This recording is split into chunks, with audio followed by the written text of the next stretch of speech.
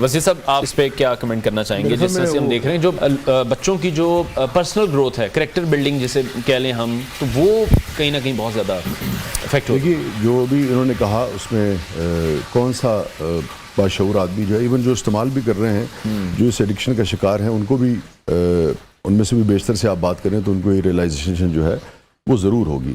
ایسے ہی اب اگر وہ بچے جو پڑھنا چاہتے ہیں، وہی جو گاؤں میں ہمیں خبریں آتی نا کہ فلانا فلانا گاؤں میں جناب انہوں نے یوٹیوب چینل بنایا ہوا ہے اور 500 کما رہے ہیں، اسی گاؤں میں اگر ہم لوگوں تک یہ بات پہنچائیں کہ دیکھیے یہ یونیورسٹیز بھی ہیں چھوٹی چھوٹی، اس میں سارے جہان کے لیکچرز جو ہیں وہ بھی موجود ہیں، وہ لیکچرز، وہ یونیورسٹیز جن تک آپ کو جانے کے لیے شاید ہزارہ ڈالر اور لاکھوں ڈالر خرچ کرنے پڑتے تھے،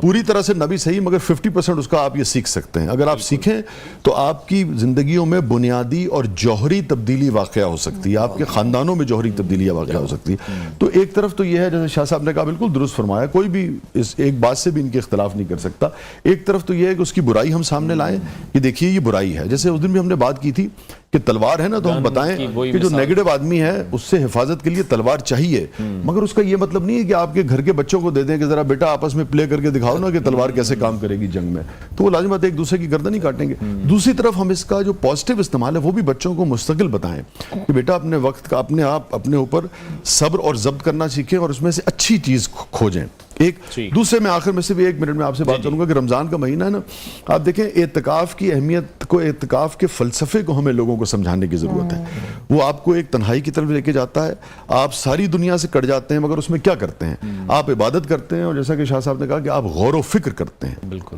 ان زمینوں میں کیا ہے، کائنات میں کیا ہے، آپ کی باڈی کیا ہے، آپ کا مزاج کیا ہے، آپ کی نفسیات کیا ہے، آپ کے رشتے کیا ہیں، آپ نے کہاں غلطی کی۔ یہ جو ارتکاز ہے، میں صرف ایک جملے میں اس کو ختم کروں گا، ارتکاز کی اہمیت کیا ہے۔ آپ نے وہ محدب عدسہ دیکھا ہے کبھی؟ ہم سب نے دیکھا ہے، جس کو میگنیفائنگ گلاس کہتے ہیں، ٹھیک ہے، وہ آپ اس کو یوں کرتے پھریں کوئی فرق نہیں پڑتا۔ آپ سورج کی جو شعائیں ہیں اس کے آگے اس کو کریں، وہ آپ دیکھتے جائیں گے، اس کو آپ مرتکز کرتے چلے جائیں،